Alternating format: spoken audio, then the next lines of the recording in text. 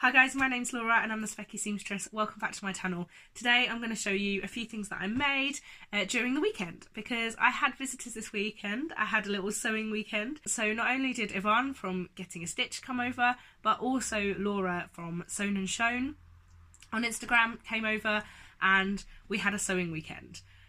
Now the weekend started with the worst job, which was tidying up my sewing room because as you guys have seen, if you've been watching my daily vlogging, you've seen the background to what looks quite nice and tidy here, which was fabric and pattern pieces everywhere in the sewing room. So I had to tidy that up because the sewing room is not actually particularly big.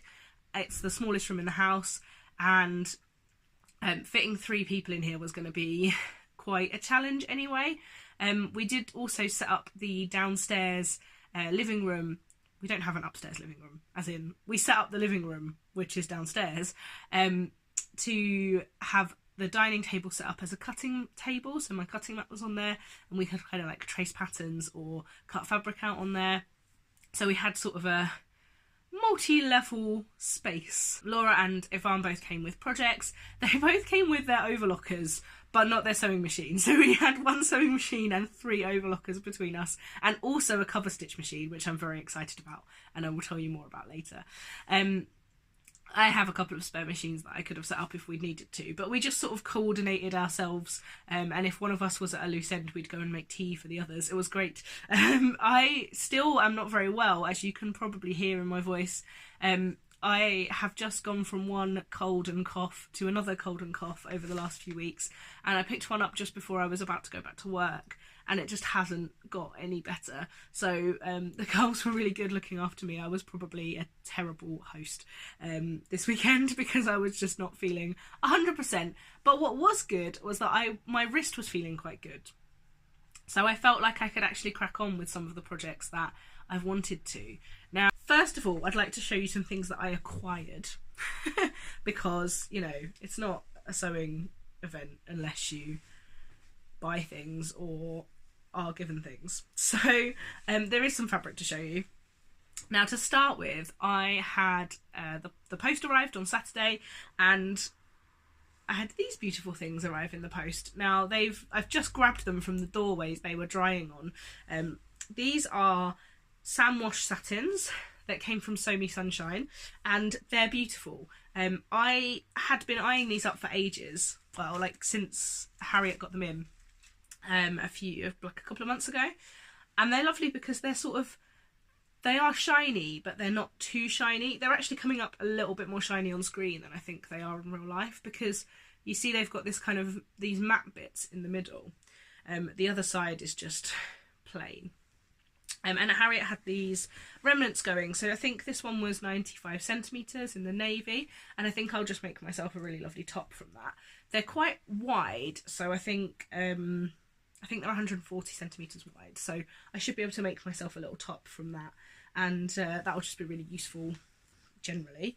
And then also I picked up this gorgeous kind of coppery ginger nuts type colour. Is that an appropriate? I can't remember what colour Harriet calls it, but it's just really, really lovely. And this was like a 3.2 metre remnant or something ridiculous, and I never buy that much of one fabric. There's so few fabrics in my stash that I have more than 2 metres of, and I just thought there's a few things I want to make up. So for example, the magnolia dress, and I thought this would be a really good kind of practice because it wasn't super expensive and it would just be really nice to give it a go. So this is these were my purchases that arrived in the post over the weekend. And then also I've got this beautiful jersey. Now, okay, so I've been buying lots of plains recently. I'm making up for it. This was on a Facebook de-stash group, and it's got mushrooms all over it in crazy colours, and I don't think I need to say anything else about it. It's obviously quite novelty, but I also kind of think it is like quirky. It's kind of grown up novelty, like it's not juvenile. And I actually think I could probably get away with wearing this to work. Not like every day to work, but I think so. So I have 2 meters of this. It was £8 a meter, and it's a lovely cotton jersey. It's really lovely quality, actually. I think I'm going to make a Joni dress. this nearly became a Q jumper fabric. Now I've not had a Q jumper fabric for a while really, you know, where it arrives and you just want to sew it up immediately. But Yvonne bought this with her, she'd ordered some stuff from that deep stash as well, so we just had it all delivered to her house, so that we could save on postage. And yeah, it nearly Q jumped, but I was feeling so ill on the Sunday that I decided not to cut into something that I was really excited about. So I will make this up into a Joni dress at some point in the not too distant future. I might even cut it out this week and see how we go over the Christmas. We're actually planning on having a redo on, or like in the run up to Christmas, just a 1-day sewing thing between the three of us. So hopefully we'll get some more sewn. So where did we start? I started by cutting out this top that I am wearing. Now, you guys are probably getting really bored of me telling you that I'm making the Riley collection top by Jenny Smith, because you probably watch this channel to see new things that I'm making, and you know, I am not doing that at the minute. I just love this top, and I just want lots of them in my wardrobe. And I feel like at the minute, where I'm a little bit sort of still under the weather from my cold, and also still a little bit like difficult to move and stuff with my wrist, that making something that I know is going to fit me and that, you know, I can just make and have in my wardrobe and love is something I'm really quite relishing. And this is the beautiful viscose that I picked up. It's a Mind the Maker viscose from Sew Me Sunshine. It was a remnant. It was 93 centimetres and I think 140 wide, which is why I have confidence that I can make a top in the navy. And it's just the most beautiful fabric. I mean, if I could afford to, I would buy all of the Mind the Maker fabrics and wear them all. Because you know how everyone always says Liberty Fabrics is like buttery soft, and when I was first watching YouTube videos when I was first starting sewing, I was like, buttery soft, how is a fabric buttery soft? And then I got Liberty Fabric and I was like, oh yeah, it's really soft, it is nice. This I feel like is, you know, buttery soft. It's just so lovely. When it arrived, it kind of, when I kind of had it out flat, I was like, oh, it's got a little bit of a crepey texture and it's a little bit heavier than a normal viscose. Now it's made up, it just feels like the softest thing ever. I'm so happy with it. It's definitely smart enough for work. It's definitely casual enough for not work. Hi Pixel, trampling on my pattern pieces. So I'm really, really super happy with this. It will be an entry into Sewing Dotty December. It's lovely. It's made me really excited to sew up the viscose twill that I have from Mind the Maker. So this was just their normal viscose. I have their viscose twill as well. I don't know what I'm going to make with that one yet, but I am excited for when it is in my wardrobe because it's just such a beautiful fabric. Then I cracked on with another Riley collection top, which is currently inside out. This one was a fail. It was completely my fault, a fail. I made it up. I did the bias binding on Sunday. Sunday was not my day. Everything sort of went a bit wrong. I was trying to print the Chilo top from Closet Case that I bought during the Black Friday sale. I had already failed at printing it once and sent it off to my A0 printer that I use, but then I'd sent her the wrong file, so I only had a couple of pattern pieces and I needed to print more, and then the printer toner ran out, and then when I finally got it working, it printed in half scale, and then I couldn't find the laptop charger to go and fight, like, it was just not my day. But I've made up this top, and this is the top that I showed you that was half finished in my last vlog, and you guys all really loved it and I was so excited.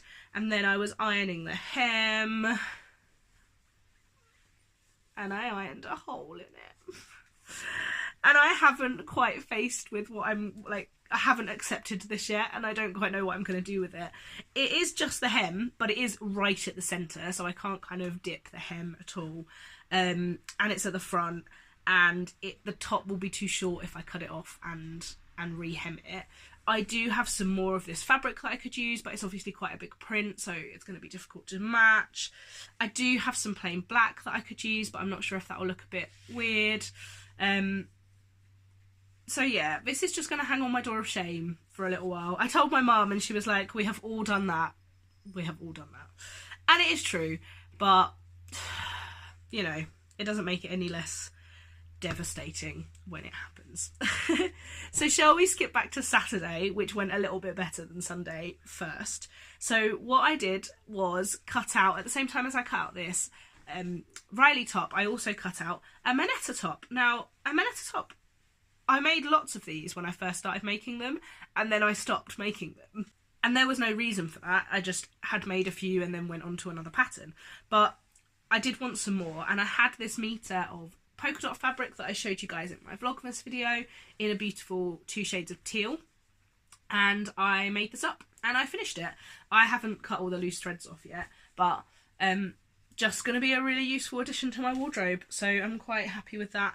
Unsure yet whether I'm going to make the sleeves slightly shorter, but we'll wait and see once I've tried it on and worn it for a day or so. So yeah, just really happy with that. Very basic make, very quick make, but that's kind of what I needed just to get me back into like, so I think I'd built it up in my head that I was a little bit worried about some of the sewing I was going to do. So quite happy with that. I also sewed up all of my jersey pencil skirts. Now these have featured in 2 vlogs now, so I'm not going to talk too much about them, but I will pop in some pictures of them now they're finished to show you. If I can take photos. I am filming this on Monday and the video is going out on Tuesday, so I might not have loads of time to take photos of these, but I will try to put in photos of all of these being worn. So I made up this one on the Saturday. I'd sewed up all of the others except the hem on Sunday, and that is because Laura had bought her Coverstitch machine, which was very exciting. Neither me or Yvonne have ever used a Coverstitch machine before, so we were quite excited to try it. And oh my gosh, it's so simple. I wish I had known this.